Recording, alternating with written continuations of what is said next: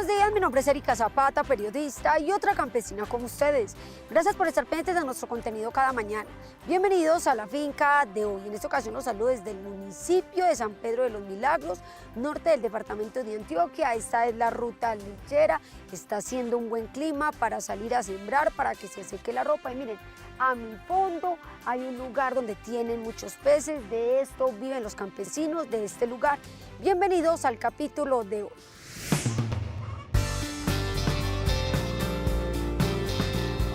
En el siguiente informe de Cundinamarca les hablaremos de una pequeña producción de gallinas criollas, es decir, esto hecho de manera artesanal y trae muchos beneficios para la finca. ¿De qué se trata? Ya se los contamos en la finca de hoy.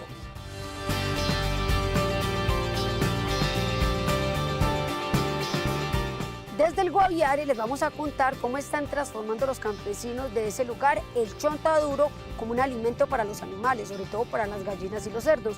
¿Cuáles son los beneficios? ¿Cómo es esa transformación, esa alimentación? Ya lo sabrán.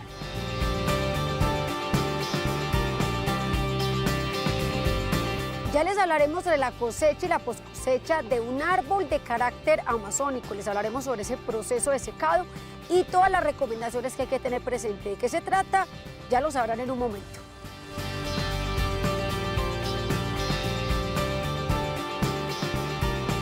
Información, experiencias e innovación.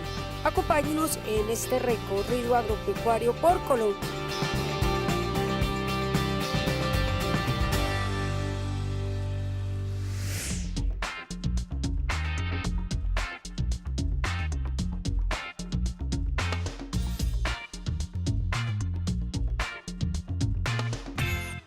En Cachipay, Cundinamarca, Olga Lucía Pérez inició hace 4 años una pequeña producción de gallinas criollas. Comenzó con una pareja hasta tener 50 animales. Su avicultura no está destinada a la comercialización, sino al autoconsumo. Nos mostró el pequeño corral que les hizo a las aves, en el que las separa. En un espacio las pollitas y en otro las gallinas adultas. De que ellas nacen toca también en comprarles purina para bebé. Se les parte con maicito. Yo les muelo maíz y se les revuelve la purina con el maíz para darles. Y ya que tengan por ahí unos 20 días les cambia uno la purina, les da para levante con maíz, para que crezcan rápido. Al mes comienza a suministrarles el concentrado normal y el maíz. Una vez inician la postura, mezcla todas las aves en el corral. La alimentación se hace en la mañana y en la tarde. Ella les echa 2 veces al día de comer. Les echo maíz, purina, zanahoria, les compro zanahoria, y si hay desperdicio de papa, de lo que sea, les sancocho y se les da, para que se mantengan no solo con maíz, porque en realidad el maíz está muy caro, la purina lo mismo. Entonces toca mantenerlas como sea lo que haya, ellas comen, hojas de plátano, pasto, les arranco y comen. Y a veces las suelto por ahí a las 4, de 4 a 5, para que ellas salgan por ahí a rebuscarse. Para evitar el contagio por gripe aviar o peste, todas las semanas, Olga disuelve complejos vitamínicos en gotas en el agua que le suministra a las aves. Como las vitaminas con el agua de por ahí cada 8 días. Y la peste, pues en realidad, gracias a mi Dios, que no, por ahí una que otra que esté así, entonces se les da una pasta de vinocal, les doy. Pero no, gracias a Dios que no he tenido ese problema todavía. Unas vitaminas para ayudarla, o sea, de pronto para que ellas coman, porque a veces ellas también de vez en cuando no comen. Todas las vitaminas se les ayuda para que ellas coman. La postura de las gallinas criollas es de 3 a 4 veces a la semana. Al mes, Olga recolecta entre 4 a 5 cubetas de huevos para autoconsumo y que también vende para comprar el maíz que les suministra a las mismas aves. Eso se le limpia cada 8 días, así porque igual le mantengo plástico y les echo cascarilla para poder recoger y eso le sirve uno para abono para las matas. Pero entonces toca hay que secarla, que esté seca, para poderle echar a las matas. El abono que obtiene de la gallinaza que recolecta en el corral lo usa para la fertilización de los cultivos de café, mango, plátano, guanábana, mandarina, naranja y aguacate que maneja en la finca.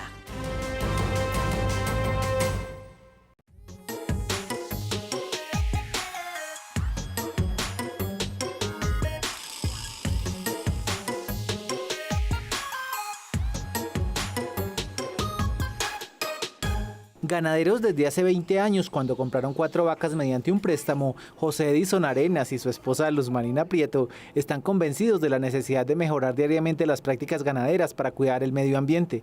Recientemente se integraron al programa Amazonía Connect o Amazonía Conectada, iniciativa que desde los Estados Unidos busca desarrollar sistemas agropecuarios más sostenibles, es decir, que contribuyan con disminuir la deforestación y en consecuencia conservar los bosques como sumideros críticos o depósitos que absorben y capturan el carbono de la atmósfera, gas responsable del cambio climático.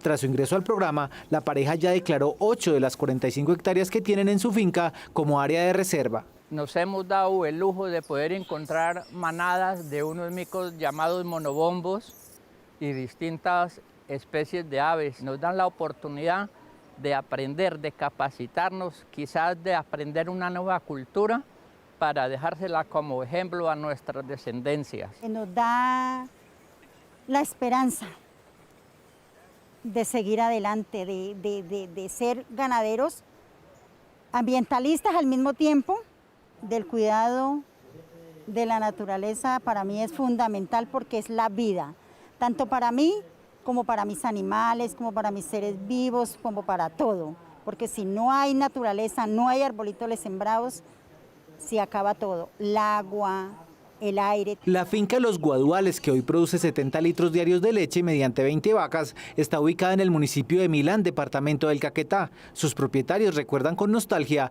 los paisajes que antes la circundaban. Y a las orillas de los ríos usted encontraba dantas, venados, y era como si usted estuviera mirando un pesebre.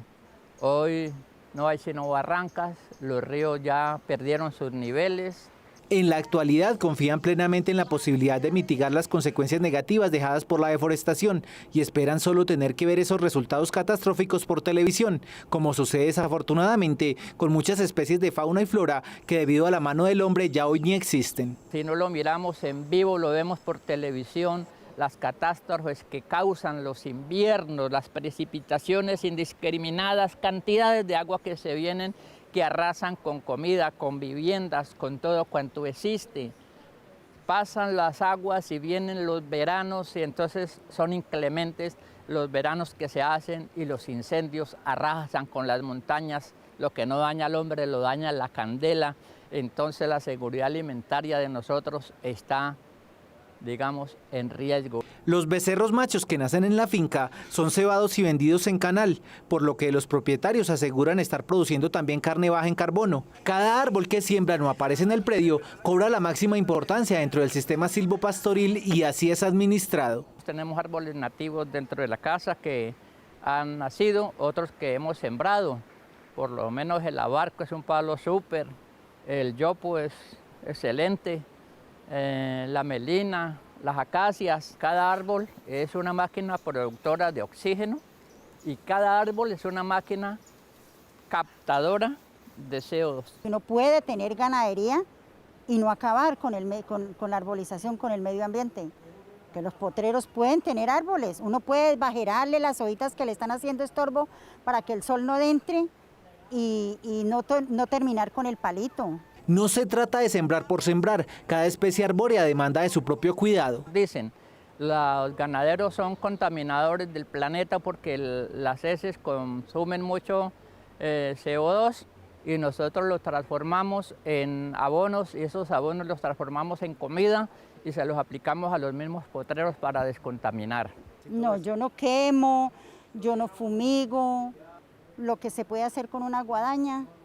¿Por qué? Porque hay mucha arbense, mucha plántula que el ganado le sirve como alimento. Al igual que otros 900 ganaderos del Caquetá y del Meta, la pareja Arenas Prieto participa de la primera escuela de ganadería baja en carbono de la zona, que busca además incrementar la productividad de las fincas. Y quitarnos ese peso que nos están atribuyendo a los ganaderos del calentamiento global, de que estamos deforestando, vamos a decirles a ellos, venga, vamos a trabajar esas áreas que ustedes de pronto son improductivas y sobre esas vamos a trabajar sin necesidad de tocar nuestros bosques. Nuestra estrategia es trabajar desde el mercado, creemos que los consumidores debemos ser cada día más conscientes para que tengamos productos que realmente jalonen esto.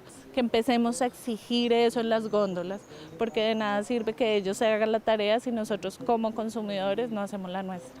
Los ganaderos beneficiarios de Amazonía Conectada reciben asistencia técnica, pago por servicios ambientales y asesoría para el acceso a productos financieros.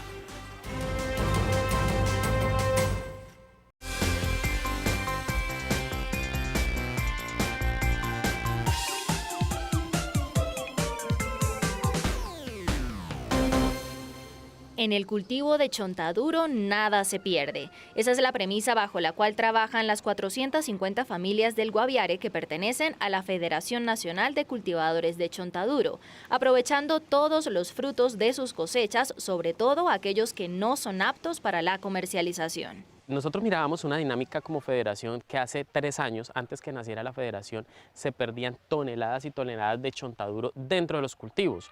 Nace FENACHO, impulsa un mecanismo para transformar el chontaduro y poder alimentar especies pecuarias, cerdos, gallinas, pollos y vacas de ordeño y ganado de ceba. La idea se fue esparciendo entre todos los cultivadores que en sus mismas fincas con máquinas picadoras empezaron a transformar el chontaduro en alimento animal para suministrar a sus aves de corral, peces, cerdos y bovinos. Se pica, se hace un proceso de deshidratado, que es hay algo que hay un plus, se utilizan energías alternativas como es la solar, que también, digamos, estamos contribuyendo al medio ambiente, y se empieza a almacenar. Para cerdos, para ganadería, para avicultura, para piscicultura. Ese proceso es la molienda, molerlo. Después de molerlo, si vamos a hacer silo para ganadería, entonces lo reenvasamos, lo guardamos en recipientes adecuados, con otros 2 productos, que es la melaza y la sal. Esto va para silo, para ganadería. Allí tiene una duración, o sea, nosotros en el proceso que hemos tenido puede durar hasta 1 año este silo completamente fresco. El silo es una de las estrategias para convertir el chontaduro en alimento animal y es la que funciona para ganadería e incluso para porcinos. El proceso es diferente cuando se trata de convertirlo en alimento para aves y peces. Es seco, se muele, igual en un proceso se muele, luego se va a un área de secado. ¿Cómo lo hacemos nosotros en polisombras?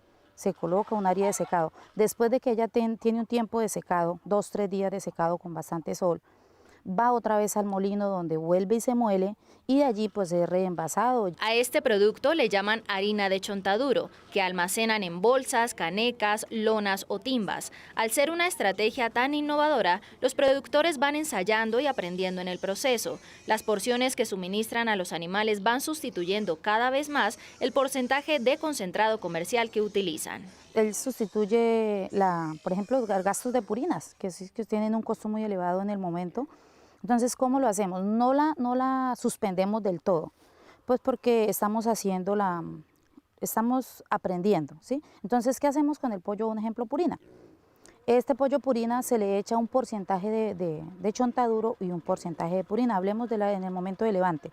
En el momento de levante yo utilizo un 40% de purina de levante y un 60% de harina de chontaduro. Para las aves de engorde, el porcentaje de chontaduro seco a suministrar es de 70% y de concentrado solo 30%. Los cerdos se maneja más que todo el chontaduro, poca purina. ¿Por qué? ¿Cómo hacemos nosotros con los cerdos? Pues los tenemos enseñados a las comidas preparadas acá en el hogar, ¿sí? Preparadas acá en el hogar. Entonces, el chontaduro, ¿cómo lo utilizamos? En silo, con baja cantidad de sal. El silo para los cerdos es muy diferente, baja cantidad de sal porque la sal puede afectar al animal. Entonces nosotros, una comida de chontaduro al día y una comida de otras comidas que se le preparan acá, como la sobra de alimentos. A los cerdos incluso les suministran el racimo de chontaduro en fresco, siendo totalmente palatable para ellos. Aunque los productores aún no tienen un análisis exacto sobre los niveles de proteína y demás nutrientes que el chontaduro en silo o en seco aporta, sí han visto resultados positivos en la composición corporal de sus animales, además del ahorro económico que les genera la estrategia. La trivia del campo. Conviértete en un experto con la finca de hoy. Pregunta: ¿cuál de las siguientes es una fruta exótica colombiana? A, mango, B, tomate de árbol, C, banano. Piénsalo bien y descubrirás la respuesta correcta.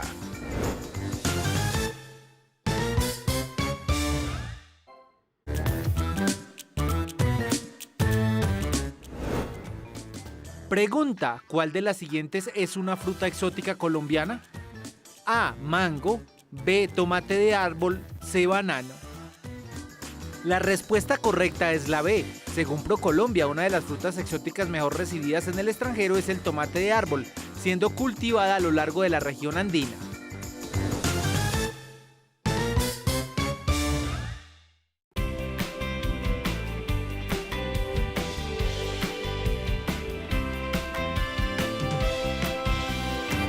La apicultura es una actividad muy importante, tanto para el medio ambiente como para la producción de alimentos humanos. Por esto, es relevante identificar el nivel de mansedumbre de los tipos de abejas que el productor incluirá en sus colmenas, pues el manejo del carácter de los insectos va a ser decisivo en la productividad. Las melíficas, por ejemplo, son conocidas por ser más mansas, mientras que las africanas caen bajo situaciones de estrés fácilmente. Tenemos todos los pisos térmicos, podemos tener, se podría decir que es una primavera todo el año. Hay floración todo el tiempo, entonces eso hace que la apicultura sea muy fácil de hacer. Pero desafortunadamente el miedo ante las picadas y ante pues la reacción que siempre se tiene de las abejas ha hecho que no se desarrolle esta parte. Para llegar a que las abejas sean dóciles, que sean fáciles de manejar, sí hay que brindarles condiciones de instalación que sea lo más óptimo para ellas, un ecosistema sano. Es fundamental mantener un buen ambiente para las abejas, donde no haya olores fuertes como colonias, perfumes o incluso olores fétidos como la basura. Asimismo, los ruidos fuertes como los gritos o música a alto volumen que son capaces de alterarlas, ya que cada detalle que esté fuera de lo común las puede molestar y alborotar la colmena. A veces pasa que ellas vienen, se acercan y lo miran a uno de cerquita. Ellas están esperando una reacción de nosotros para poder defenderse. Entonces cuando usted la manotea, grita, se mueve brusco, ella lo identifica como una amenaza y lo va a buscar picar para con la picada señalarle o mostrarle a las otras que esa es una amenaza. Normalmente los residuos de olores de picadas anteriores hacen que ellas ya digan es una amenaza y hay que picarlo. Saber interpretar la información externa que dan la colmena y las abejas es crucial para un apicultor, ya que actividades anormales son alarmas a tener en cuenta. Algunos ejemplos pueden ser si hay abejas o zánganos muertos en la entrada de la colmena, o si las abejas se están peleando entre ellas, o incluso si las abejas tornan un color negro, que puede significar que hay virus en esa colmena. La verdad, para ser apicultor hay que ver las abejas con los 5 sentidos. Nosotros llegamos a una colmena, lo primero es los olores, los sonidos, porque pues ellas se comunican de esas maneras, ¿no? Con los olores, con los sonidos, con sus movimientos, el comportamiento, todo eso son, digamos que los indicadores que a nosotros nos dicen están bien. Cuando una colmena tiene un sonido diferente, un olor diferente, ya automáticamente uno sabe que algo está pasando que no está bien dentro de esa colmena. Otro motivo para cuidar bien de las abejas es que cada una de ellas es realmente muy importante para la colmena. Y ya que la producción de miel es completamente dependiente de la población de abejas, ya sea en su función como reina, que es mantener o generar individuos, las obreras, que son quienes polinizan y buscan recursos, o los zánganos, cuya única función es fecundar a la reina. Cuando se manejan abejas que consideramos agresivas, ¿sí? Porque pues usamos guantes, etcétera, entonces nos pican y nos están picando todo el tiempo, cada abejita que se muere es un elemento menos de la colmena, es un funcionario menos trayendo o produciendo. ¿Sí? Entonces cuando pican mucho se disminuye la población de la colmena y se disminuye la productividad. Entonces a nosotros nos gusta y normalmente trabajamos sin que nos pique ni una sola. Lo ideal es visitar la colmena durante el día, cuando las abejas adultas se encuentran en el campo extrayendo el néctar de las flores, y mantener sus colmenas con temperaturas entre los 34 y 35 grados, que es la temperatura ideal para la incubación de las crías.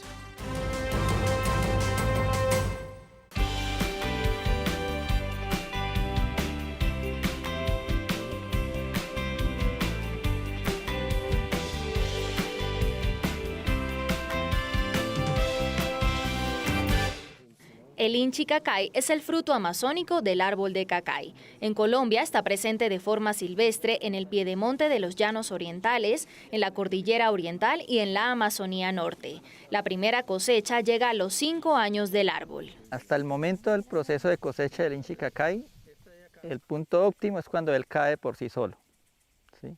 Entonces debemos estar monitoreando los árboles a diario y en entrada de lluvias, él empieza su cosecha en entrada de lluvias. Y dependiendo de la variación de la lluvia, pues va a variar la cosecha y dependiendo de la intensidad. Entonces, en entrada de lluvias hay que estar monitoreando los árboles todos los días porque la recolección se hace diaria. En la cosecha solo se recolectan los frutos verdes o amarillos que caen. El primer proceso es retirar la cáscara y tratar en el menor tiempo posible de orear el cuesco o hueso de la fruta. Se les quita su primer cáscara, el mesocarpio. Una vez se les quita su primer cáscara, se ponen a deshidratar y tenemos este fruto, que es el que comercialmente se está manejando. Se llama fruto en cuesco. Este se deshidrata, debe estar limpio, libre de hongos, libre de impurezas y no debe estar con proceso de germinación. Cuando él hace proceso de germinación, normalmente lo que hace es que apenas empieza a secar, él se abre solito. Los cuescos se secan bajo marquesina. Al abrirse salen las semillas o nueces o como se les llama comercialmente en cutícula. Cada fruto generalmente trae 3 semillas, aunque existen árboles que han logrado producir frutos de hasta 6 semillas. Y en marquesina, dependiendo de la intensidad, se debe dejar más o menos 8 días. Pecados que no se deben cometer, errores que no se deben cometer, amontonar ese fruto. ¿Sí? Al amontonarse, pues se hacen unas cámaras de humedad que hace que haya crecimiento microbiano, sobre todo de hongos. Entonces lo que hay que hacer es evitar que por lo menos en esta superficie haya una humedad, un porcentaje de humedad propicio para ese crecimiento. Los cuescos deben estar completamente secos. De no ser así, cuando se saquen las semillas del cascarón, algunas pueden romperse, lo que las hace vulnerables al ataque de hongos.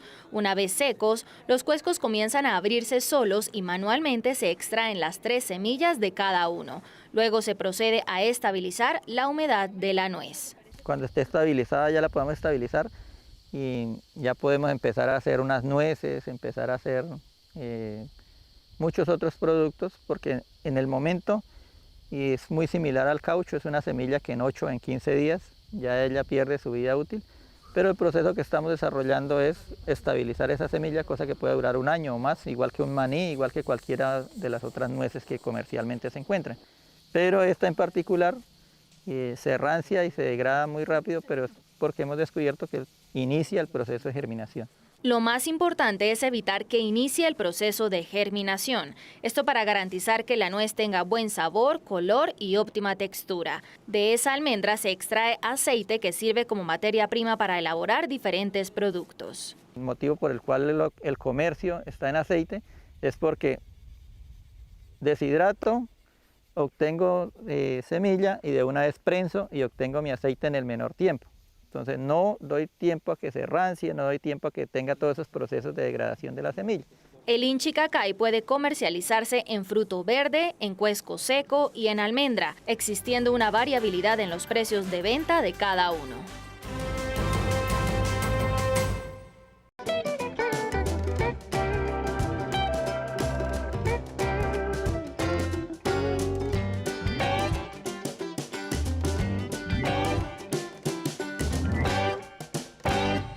Como un hito histórico en la vida productiva de la plantación El Guamo, define su administrador los resultados alcanzados en los últimos 2 años gracias a la implementación de 3 estrategias, que según él han ayudado en el mejoramiento de los suelos y sobre todo la mitigación de los efectos negativos ocasionados por las altas temperaturas de hasta 38.5 grados centígrados registrados en el municipio de Bosconia, departamento del Cesar.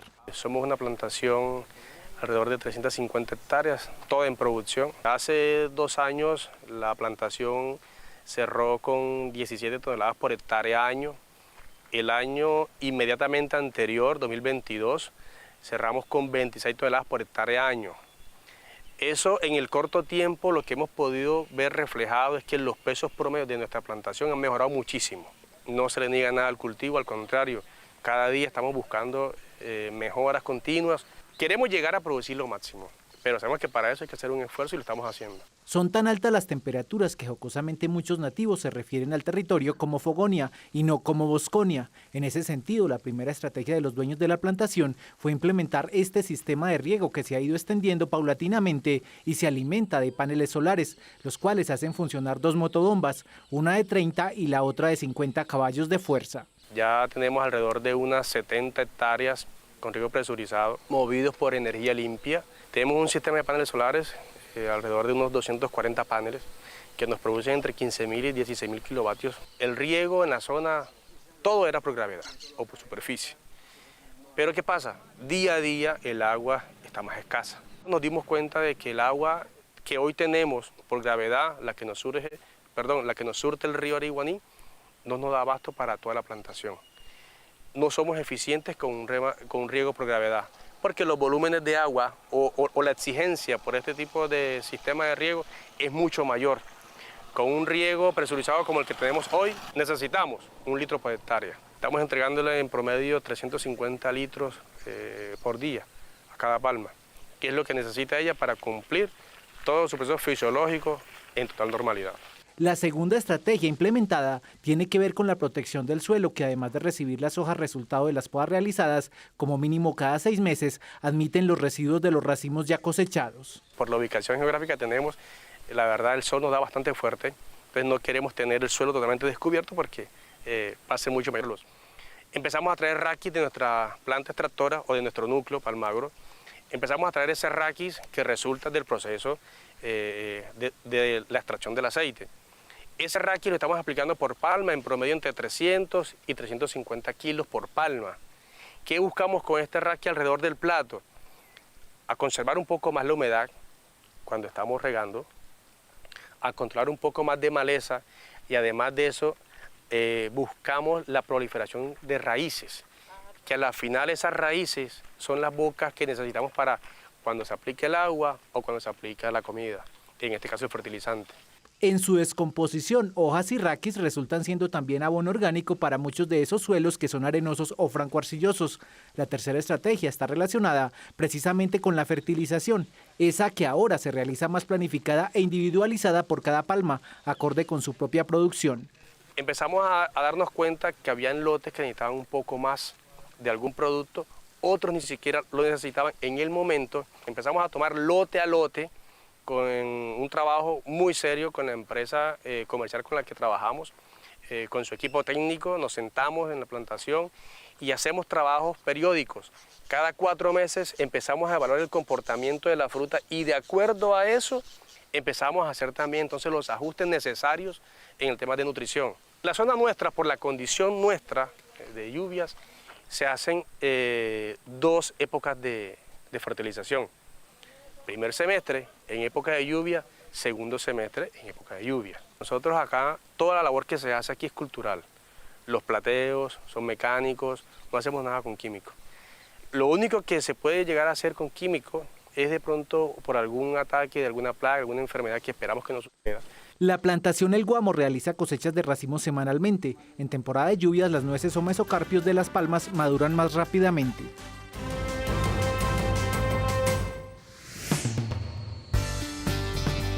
Al regreso, un especialista en manejo caprino nos da recomendaciones que se deben de tener en cuenta en el manejo de estos animales y hablaremos de una tecnología muy útil para realizar el seguimiento de colmenas a través de códigos QR. Ya regresamos. Continuamos con nuestro recorrido agropecuario.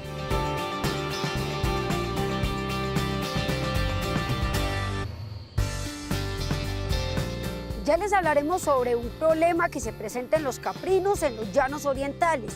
Les contaremos cómo se puede enfrentar esa problemática. ¿De qué se trata? Ya lo sabrán en este programa.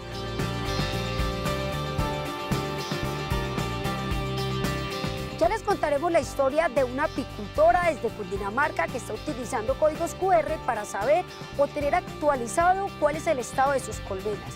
¿Cómo lo está haciendo? Ya lo sabrán.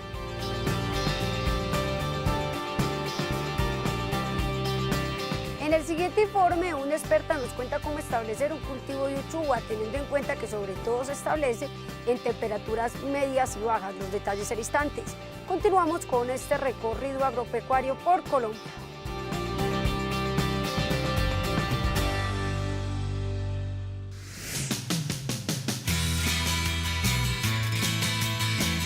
En la región de la Orinoquía colombiana, donde las altas temperaturas y la humedad son una constante, hay un aspecto crucial para tener en cuenta en el manejo sanitario de los caprinos, y es la presencia de parásitos gastrointestinales, que suelen atacar frecuentemente a los animales y de no prevenirse pueden causar mortalidad. Algunos cuidados esenciales para producción caprina son que las instalaciones estén elevadas, un poco elevadas.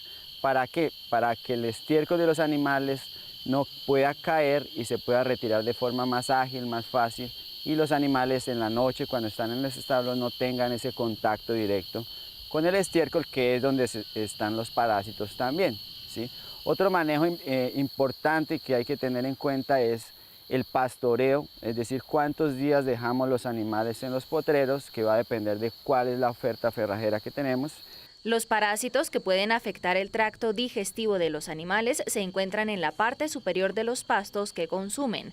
Los caprinos ingieren el parásito, este se reproduce en su intestino, aumenta la carga parasitaria, lo que hace que el animal pierda el apetito y baje su condición corporal, generándole anemia aguda.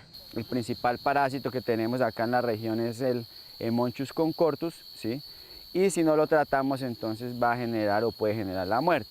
Para eso, cuidados en la rotación de potreros, limpieza, higiene de las instalaciones y aplicar un tratamiento cuando sea necesario. Una caprinocultura en la que los animales en su primera etapa de vida estén teniendo una ganancia de peso diaria de 100 gramos, con la presencia de parásitos gastrointestinales, ese número se puede ir a cero. Aquí en nuestra región de la Orinoquía, la principal época del año que nos afecta o que hay que tener más cuidado cuando hablamos de la parte sanitaria es el invierno, ¿sí? En el invierno la temperatura baja, el ciclo del parásito se aumenta en los pastos, esto hace que aumente la ingestión de parásitos por parte del animal y se generen mayores problemas.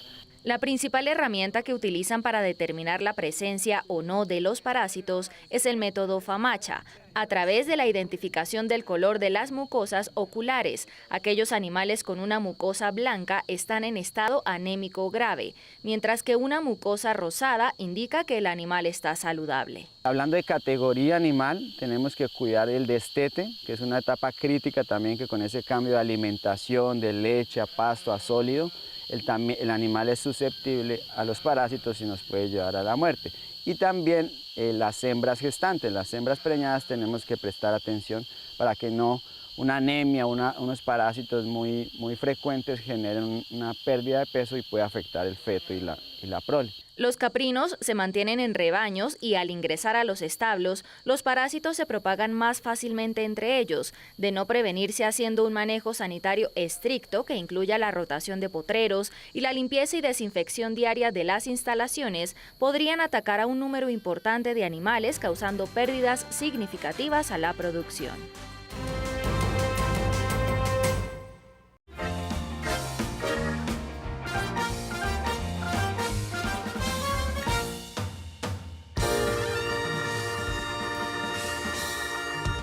Caficultor hace 5 años, Daniel Díaz Cuellar decidió desde hace 6 meses cambiar sus prácticas de cultivo, concediendo una mayor importancia a los árboles nativos y a los frutales, esos que siembra para garantizar el sombrío de sus plantas de café.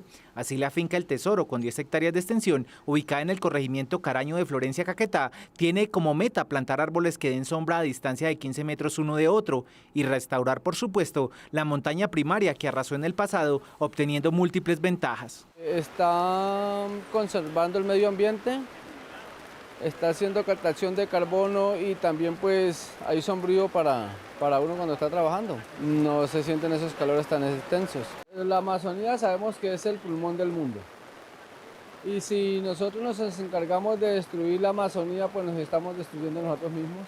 Daniel Díaz Cuellar es uno de los 1.200 caficultores que en los departamentos del Caquetá y el Meta se benefician de una alianza de diversas organizaciones que desde los Estados Unidos pretenden reducir la deforestación de la Amazonía y producir un café de calidad superior, sin deteriorar el medio ambiente al disminuir los gases que producen el calentamiento global. El mismo Daniel es testimonio claro de las implicaciones negativas sobre la productividad del café cuando se elimina el bosque nativo. Tumbar los árboles que rodeaban y sombreaban sus cafetales hizo que estos se redujeran a la mitad. 5.000 árboles de café fue lo que sembré. Pero como yo hice deforestación, tumbé montaña primaria, entonces eso le afecta el cultivo porque lo que se empieza a descomponerle el árbol y la raíz produce una enfermedad que se llama roselinia. Afecta un árbol, ese árbol se expande la raíz, se afecta al otro y empieza a ir afectando los surcos y entonces se me murió prácticamente la mitad del cultivo. Cuando la persona tumba el bosque y siembra árboles se pueden presentar muchos problemas en las raíces, sobre todo de llagas. Como parte del programa Amazonía Conectada, Daniel ya estableció su propio germinador, tanto de plantas de café como de árboles que le ayuden a reducir las huellas de carbono que se producen diariamente en sus actividades agrícolas. El objetivo, según él, es que su finca emita en lo posible la menor cantidad de gases de efecto invernadero que contribuyen con el cambio climático. Le sacamos 6.000 chapolas. Ya están en bolsas, ya pasamos de germinador a vivero y ya por ahí aproximadamente en 2 meses estaríamos con un grupo de productores llevando a campo unos 1.000 árboles. Aquí la propuesta es que si un caficultor tiene en el Caquetá 26 hectáreas, de esas 1 hectárea en café o 2 hectáreas de café, la idea es que sea muy productivo en esas 1 o 2 hectáreas y no amplíe su zona de producción. A pesar de que tradicionalmente en el Caquetá la cosecha de café es una sola al año, nuestro entrevistado asegura que gracias al establecimiento de sombríos está cosechando granos semanalmente para venderlos, ya sea en pergamino seco o mojado. Uno para sembrar café no es necesariamente de ponerse a tumbar montaña, sino que utilizar ya los terrenos que tiene que ya han sido deforestados mucho más antes. En el proyecto, Daniel recibe asistencia técnica y asesoría para acceder al sector financiero que privilegia los recursos hacia esos agricultores que deciden incursionar en la producción baja en carbono. La sombra nos funciona muy bien para evitar que los suelos se erosionen. La sombra también nos funciona muy bien en las épocas de mucha sequía porque actúa como una sombrilla donde no hay tanto daño del café por broca o tanto daño del café por efecto del cambio climático. Otra práctica muy importante es el uso de coberturas vegetales que nos ayudan a fijar nitrógeno y a conservar los suelos. Se está trabajando con el cedro y árboles de hoja menuda, porque árboles de hoja grande, la hoja entonces cae y le cae encima del café, pero el cedro o árboles de hoja menuda ellos se asientan de una vez. Además de incrementar la captura de carbono en el suelo, evitando que ésta se vaya a la atmósfera, gracias a los árboles de sombra, los caficultores de esta zona del país están trabajando en mejorar otras prácticas como el beneficiado, el ahorro en la utilización de agua, el tratamiento de las aguas mieles y el procesamiento de residuos sólidos como el mucílago, que a su vez sirve para fabricar abono orgánico.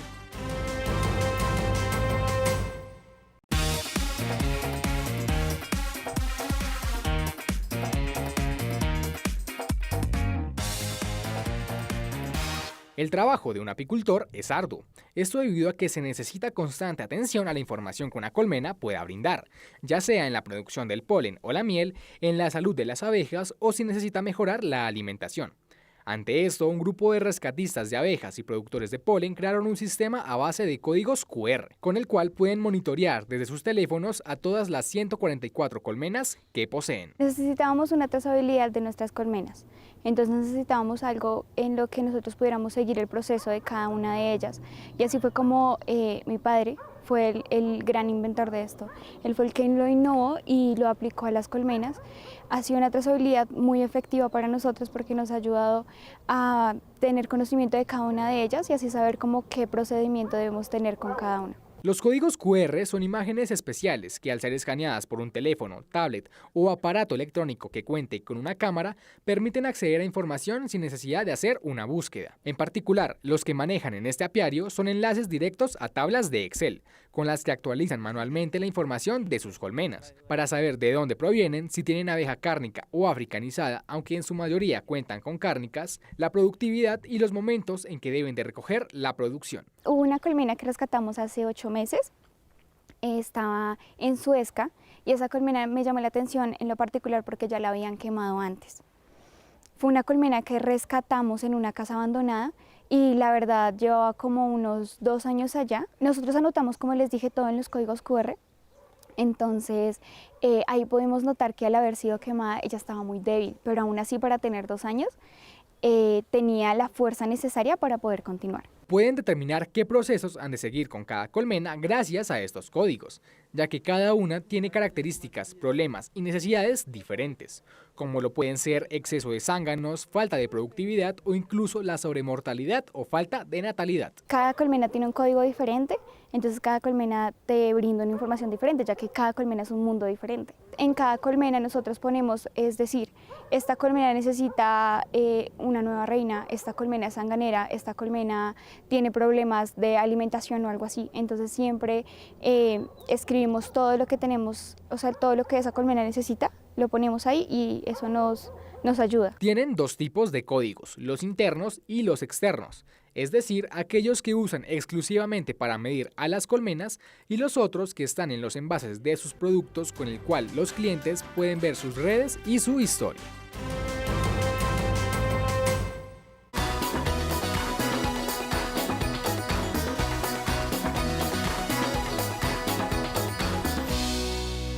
El cultivo de uchúa se desarrolla bien en altitudes altas por encima de los 1.800 metros sobre el nivel del mar, como es el caso del municipio Pamplona, en norte de Santander. Aquí manejamos alturas desde 2.000 a 2.500 metros sobre el nivel del mar, precipitaciones entre 1.500 a 2.000, entre 70 y 80% de humedad. Ahorita antes he estado porque hay épocas muy lluviosas en el momento y digamos las condiciones de suelos francos. Cualquier agricultor antes de tomar esta iniciativa de sembrar este cultivo, la idea sería hacer un análisis microbiológico al suelo, donde le indique qué cantidad de hongos están afectando ese suelo. Entonces ya va, digamos, como a la fija si esos hongos hay que empezar a intervenir en esos suelos desde una etapa inicial. La temperatura promedio para el óptimo desarrollo del cultivo debe oscilar entre los 13 y los 15 grados centígrados. Las temperaturas altas podrían afectar las fases de floración y fructificación. Las distancias de siembra pueden variar de acuerdo con el terreno. Las distancias van entre 3 por 3, 3 entre planta y 3 entre calle. Pues la idea de siembra, digamos, directa. Realiza uno el aullado, hace un repique de suelo de 40 por 40 y luego le agrega la cal, las enmiendas y luego aplica la materia orgánica y va con la planta. Distancias de siembra de 2x3 y 2x2 también son utilizadas con el cultivo, teniendo así un rendimiento de 2.500 plantas por hectárea. A los 3 meses, luego de la siembra, se establece el sistema de tutorado. Viene el sistema de tutorado, que es para darle soporte a la planta para que las ramas no queden sobre el suelo. Entonces ahí tan pronto la planta nos da una guía para ella abrirla y digamos que nos quede como una V. Ella, digamos, tiene un eje central de la planta y ahí hay una horqueta que como que la identifica. Entonces los tallos que están sobre la base del plato hay que retirárselos, solo hay que dejar el eje central y darle que 2 ramas van hacia esta en el lado y esta parte van otras 2. Y luego las abre para que ella quede productiva. Cuando la uchuva llega a producción alcanza un alto peso, por lo que el sistema de tutorado evita volcamientos y ruptura de las ramas de la planta. La altura, como la podemos ver acá en la planta, está entre 1,20 y 1,50. Las podas, poda de formación y poda de mantenimiento y poda de fitosanitaria, por si posibles enfermedades afecten a la planta. Pues a la uchuva más que todo le afecta el fusario. Las podas de formación van de la mano con el establecimiento del tutorado, al mejorar la efectividad del sistema, eliminando brotes que salen en la base del tallo. Esto le permite a la planta tener más aireación y así prevenir la aparición de enfermedades. La formación es como darle, digamos, el manejo de ramas para cuando viene la colgada de ramas al sistema de tutorado. Y ahí es donde empiezan a abrirla para que cuando se hacen las prácticas de manejo de fumigación, entonces tenga cómo llegue el producto a toda la planta. Y también en la cosecha, para poder que la cosecha no quede a medias, porque cuando no se hace una poda que quede abierta, pues la planta queda toda como encerrada y pues no le entra la radiación solar. Las fertilizaciones del cultivo se hacen mensualmente en la parte edáfica y cada 15 días a nivel foliar, tratando de incluir sobre todo materia orgánica y biofertilizantes. Es una planta que produce muchos frutos, por lo que fertilizar constantemente estimula el desarrollo productivo. Las fumigaciones se hacen cada 15 o 30 días de manera preventiva. Y aunque para nosotros termine este capítulo, sabemos que para ustedes apenas inicia el día. Gracias por cultivar la tierra del país. Recuerden que las personas que están en otros países nos pueden ver a través de la señal de Caracol Internacional y ustedes a través de las redes sociales que aparecen en pantalla. Ustedes no solamente son los protagonistas de este programa, también del trabajo de la tierra del país. Cada mañana tenemos una cita bien temprano, pero quien madruga, Dios le ayuda, y todos los días madrugamos para aprender del trabajo de nuestros campesinos. Hasta pronto.